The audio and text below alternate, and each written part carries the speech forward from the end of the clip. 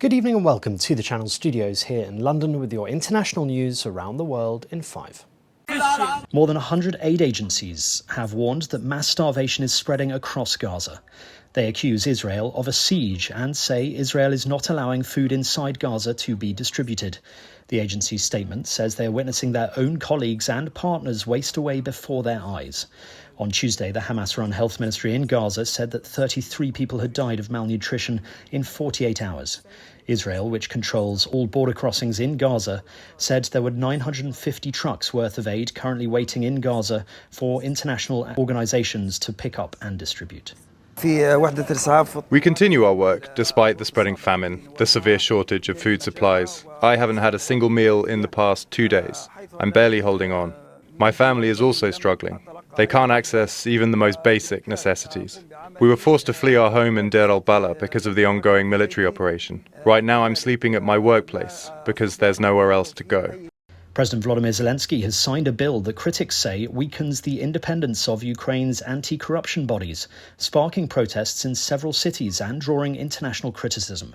After the bill passed, hundreds of people gathered in Kyiv for the biggest anti-government protest since the start of Russia's full-scale invasion in February 2022. The new law grants the Prosecutor General of the National Anti-Corruption Bureau and Specialised Anti-Corruption Prosecutor's Office, and critics say it undermines their authority. Zelensky said both agencies would still work, but needed to be cleared of Russian influence. The son of a British couple detained by the Taliban 5 months ago says he fears they may die in prison. Peter Reynolds and Barbie were arrested on the 1st of February while returning to their home in central Bamiyan province in Afghanistan. Their son, Jonathan Reynolds, said their health was rapidly deteriorating, with his father suffering serious convulsions and his mother numb from anemia and malnutrition. The UN has warned that they could perish in such degrading conditions if they do not receive medical care at once, calling their detention inhumane. President Donald Trump says the US has agreed to a massive trade deal with Japan, one of the country's largest trading partners. Japan has agreed to invest $550 billion in the US, while its goods sold to America would be taxed at 15% when they reach the country, below the 25% tariff Trump had threatened.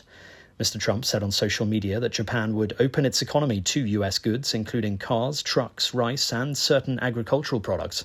Japan's Prime Minister welcomed the announcement, saying it was the lowest figure to date among countries with trade surpluses with the US.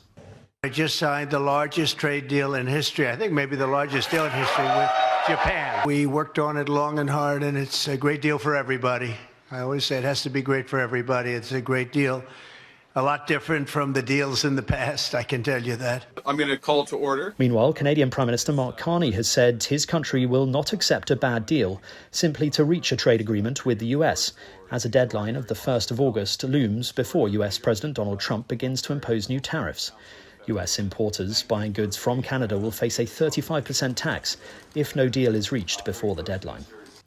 The UK government has revealed details of its plans to cut foreign aid, with support for children's education and women's health in Africa facing the biggest reductions. The government said in February it would slash foreign aid spending by 40%, from 0.5% of gross national income to 0.3%. A Foreign Office report and impact assessment show the biggest cuts this year will come in Africa, with less spent on women's health and water sanitation, with increased risks, it says, of disease and death. And fans, musicians and former bandmates have all paid tribute to Ozzy Osbourne, the frontman of the pioneering heavy metal band Black Sabbath, who has died at the age of 76. Black Sabbath have lost our brother, said the band's co-founder, Tony Iommi. Elton John posted a photo with Osbourne, Sir Rod Stewart writing, "Bye-bye, my old friend, I'll see you up there later rather than sooner." Local guys from Aston in Birmingham, who had a go and we got successful. And that's something that you can't buy. Their reality TV show, The Osbournes, broke new ground in the world of television entertainment.